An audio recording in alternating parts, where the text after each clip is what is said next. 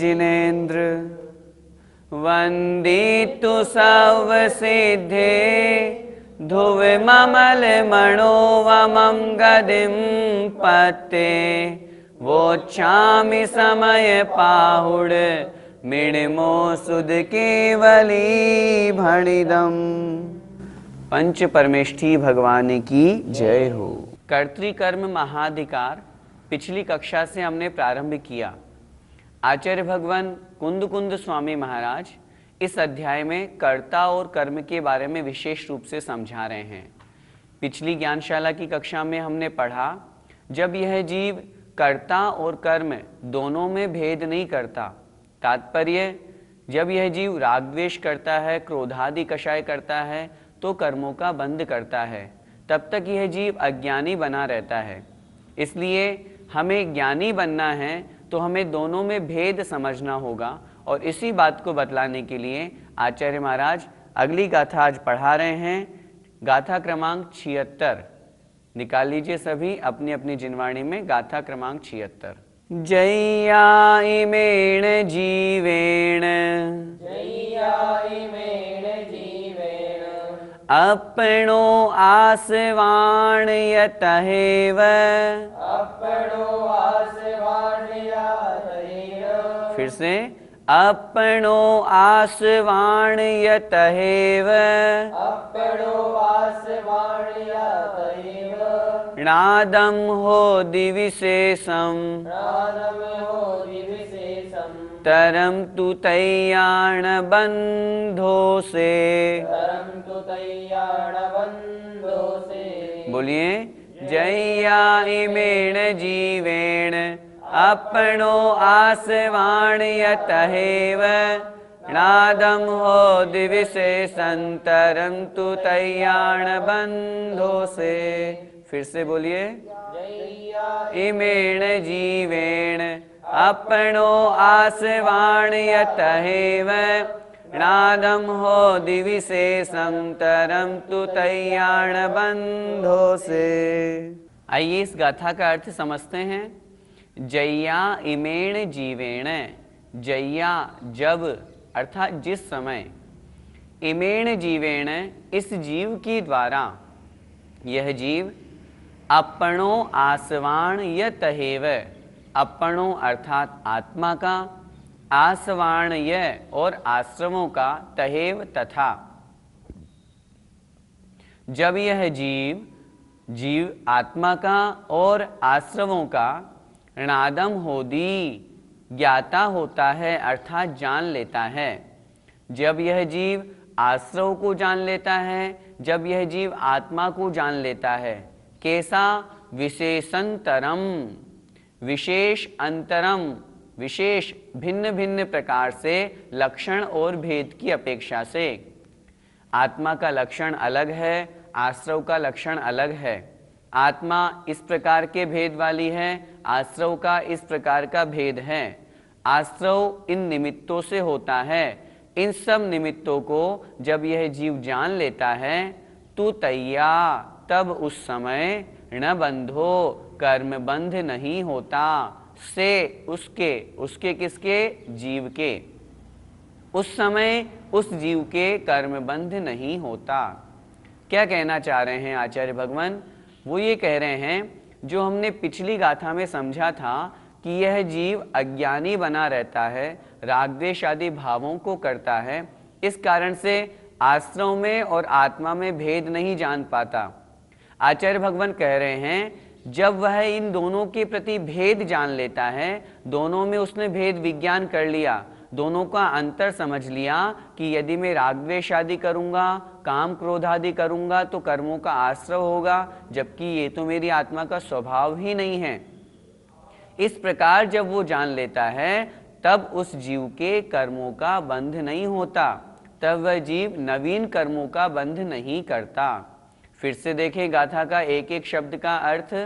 जय्या इमेण जीवेण, जय्या जब, जिस समय, इमेण जीवेण इस जीव के द्वारा, अर्थात यह जीव, अपनो आत्मा का, आसवाण्य तहेव, तहेव और आसवाण आश्रमों का, जब यह जीव आश्रवों का और आत्मा का णादम होदी ज्ञान कर लेता है, इन दोनों को जान लेता है, किस अपेक्षा से? विशेषंतरम, इन दोनों में ये अंतर है, इन दोनों के लक्षण में ये भेद हैं, इन दोनों के भेद विज्ञान को जान लेता है, तब तैया उस समय न बंधों से उस जीव के नवीन कर्मों का बंध नहीं होता, वह जीव नवीन कर्मों का बंध नहीं करता और अपने संसार को कम करता रहता है।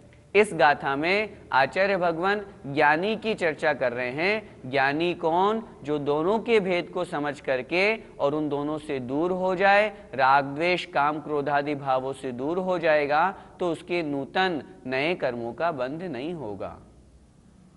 गाथा का भावार्थ, जब यह जीव आत्मा और आश्रवों का भिन्न भिन्न अर्थात अलग अलग लक्षण और भेद जान लेता है, तब उसके कर्म बंध नहीं होता, अर्थात ऐसा कर्म बंध नहीं होता जो उसे संसार में भटकाए। आचार्य श्री का पद्यानुवाद देखें।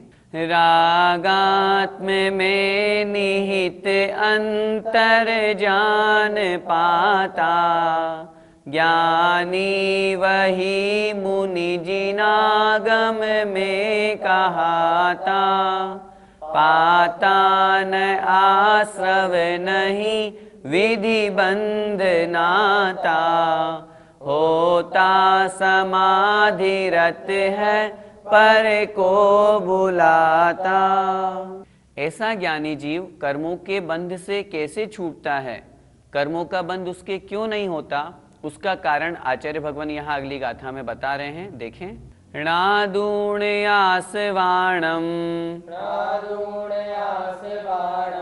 असुचित्तं च विवरीय भावं च,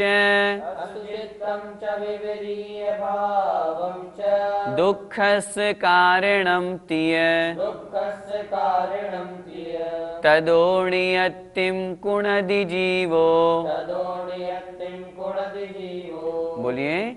णादूणयासवाणम असुचित्तं च विवरीय भावं च, दुःखस्य कारणं तिय, तदोनियत्तिं कुणदि जीवो।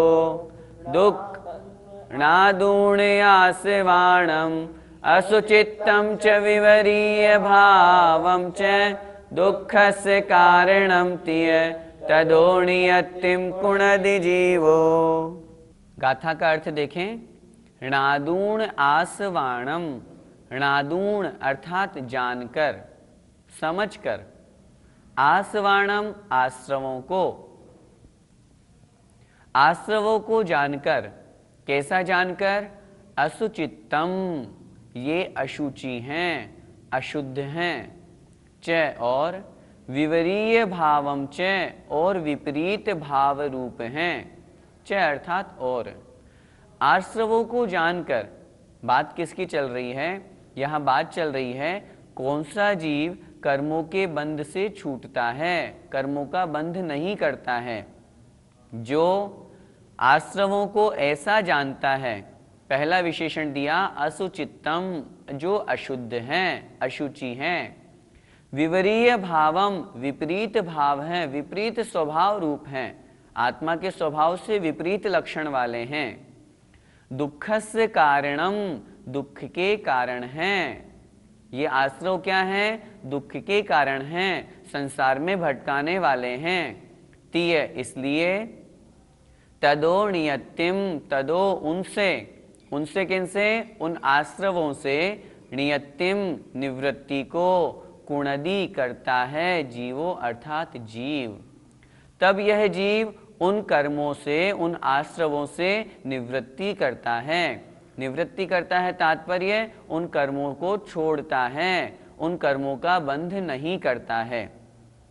गाथा में बात चल रही है उस ज्ञानी जीव की जो आत्मानुभव कर रहे हैं, शुद्धोपयोग में लीन हैं। वे मुनि महाराज जब आश्रमों को ऐसा जान लेते हैं कि ये तो अशुद्ध हैं, ये तो कर्म मलों से मलिन हैं, राग द्वेष काम क्रोध आदि जितने भी विकार भाव हैं ये आत्मा के स्वभाव नहीं हैं, ये तो विपरीत भाव वाले हैं।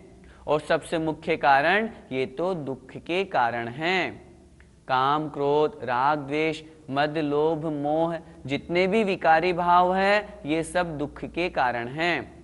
जब वह जीव ऐसा जान लेता है, ऐसे आश्रमों को समझ लेता है, तब वह जीव उन कर्मों को नहीं करता है, अर्थात उन कर्मों से निवृत्ति करता है, उन कर्मों का बंध नहीं करता। जो संसार के कारण वाले भाव हैं, विकारी भाव हैं, राग द्वेष भाव हैं, वो उन कार्यों को, उन कर्मों को, उन भावों को नहीं करता जिससे उसके कर्मों का बंध नहीं होता। इस प्रकार समझना चाहिए। गाथा का भावार्थ, आश्रमों का अशुचिपना, इनका विपरीत भाव और ये दुख के कारण हैं।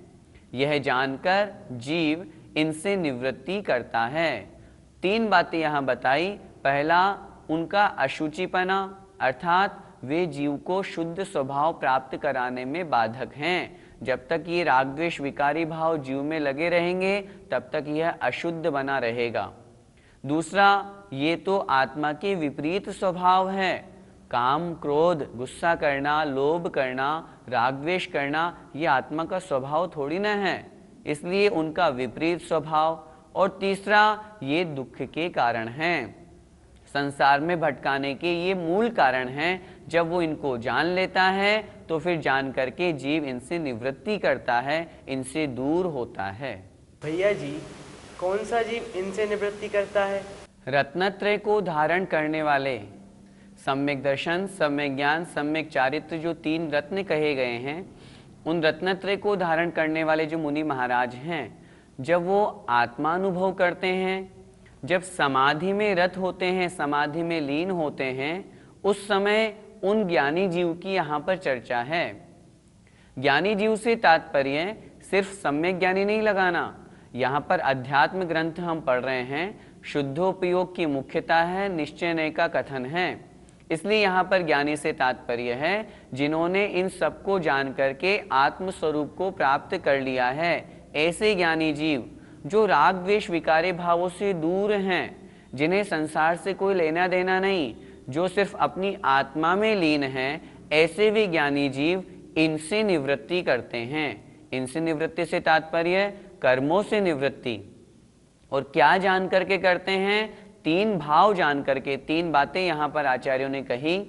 सबसे पहली बात कही, ये सब दुख के कारण हैं। राग द्वेष आदि भाव करेंगे तो कर्मों का आश्रय होगा, दुख होगा, इसलिए वह जीव इनसे दूर होता है। दूसरा कारण बताया, ये जितने भी भाव हैं ये विपरीत हैं, जीव का स्वभाव नहीं है। जीव का स्वभाव तो ज्ञान दर्शन है। तीसरी बात बताई, ये अशुचि हैं, अशुद्ध हैं। जो राग द्वेष भावों को करता है वह अशुद्ध है। जैसे सामान्य से व्यवहार में मल को स्पर्श करने से वह व्यक्ति अशुद्ध माना जाता है, उसी तरह जब तक ये राग द्वेष विकारी भाव आत्मा के साथ में है तब तक ये आत्मा मलिन है, अशुद्ध है। इस प्रकार जान करके वह ज्ञानी जीव, वे मुनि महाराज जो रत्नत्रय को धारण करके आत्म समाधि में लीन हैं, वे इन कर्मों से अपनी आत्मा की निवृत्ति करते हैं। भैया जी, तो फिर रत्नत्रयधारी का बंध नहीं होता? रत्नत्रयधारी के बंध होता है व्यवहार की अपेक्षा से। जो व्यवहार रत्नत्रय को धारण करने वाले हैं उन मुनि महाराज के कर्मों का बंध है। लेकिन जब वे ही रत्नत्रयधारी मुनि महाराज शुद्धोपयोग में लीन हो जाते हैं, निश्चय रत्नत्रय को प्राप्त हो जाते हैं, तब उनके कर्मों का बंध नहीं होता। क्या मतलब ये, जब शुद्धोपयोग में लीन हो जाते हैं उस समय उन मुनि महाराज के संसार की अपेक्षा से होने वाला बंध उस समय उनके नहीं होता है, इसलिए उनके कर्म के बंध का अभाव कहा है। प्रश्न, तो क्या रत्नत्रय के कारण से भी बंध होता है? उत्तर मिलेगा, ऐसा नहीं है। रत्नत्रय तो संसार से निकालने में कारण है। रत्नत्रय तो मोक्ष के मार्ग हैं। रत्नत्रय से तो संवर निर्जरा होती है, वो बंध में कारण नहीं हो सकते। कुछ लोगों की मान्यता है अणुव्रत महाव्रत संसार में कारण हैं, अणुव्रत महाव्रतों से कर्मों का बंध होता है। उत्तर बिल्कुल गलत। आचार्य भगवंतों ने अणुव्रत महाव्रत को क्षायोपशमिक भाव माना है। आचार्य अमृतचंद स्वामी महाराज ने भी लिखा है 5 भावों में से औपशमिक, क्षायिक और क्षायोपशमिक भाव मोक्ष में कारण है। औदैहिक भाव बंध में कारण है। पारिणामिक भाव निष्क्रिय है। जिन लोगों की मान्यता यह है अणुव्रत महाव्रत बंध में कारण है, उसका कारण यह है क्योंकि वे अणुव्रती अर्थात पंचम गुण स्थान प्राप्त कराते हैं प्रत्याख्यानावरण कषाय के उदय से। क्या कभी प्रत्याख्यानावरण कषाय के उदय से किसी जीव को व्रत लेने के भाव बनेंगे क्या? ऐसा नहीं है। अनंतानुबंधी अप्रत्याख्यान के अभाव में पंचम गुण स्थान होता है। अनंतानुबंधी अप्रत्याख्यान प्रत्याख्यान के अभाव में छठा सातवां गुण स्थान होता है, जिसकी हम मुनि महाराज की चर्चा करते हैं, महाव्रत की चर्चा करते हैं। संजुलन कषाय का उदय तो पहले गुण स्थान वर्ती के भी है, तो क्या पहले गुण स्थान वर्ती की हम महाव्रत मान लेंगे? अच्छी तरह से इस बात को समझें। रत्नत्रय क्षायोपशमिक भाव है और उससे बंध नहीं होता।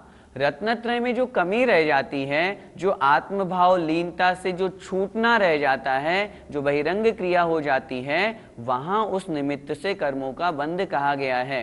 रत्नत्रय से तो कर्मों की निर्जरा ही होती है, यही समझना चाहिए। अगर हम एक पंक्ति कहें रत्नत्रयी के अर्थात महाव्रती के बंध हैं, महाव्रतों से बंध नहीं है। इसलिए हमें अणुव्रत महाव्रत लेने का भाव बनाना चाहिए, जिससे हम कर्म बंध से छूट सकें। इस प्रकार हमने यह समझा जो ज्ञानी जीव होता है वो इन कर्मों से मुक्त होने का प्रयास करता है। कर्मों के आश्रव के बारे में वो ये समझता है। कर्मों से पुण्य बंध तो होता है इन सब से, लेकिन वह पुण्य बंध भी संसार का ही कारण है, दुख का कारण है। इसलिए उसे भी त्याग करके वो शुद्धोपयोग में लीन होता है। आचार्य श्री का पद्यानुवाद देखें।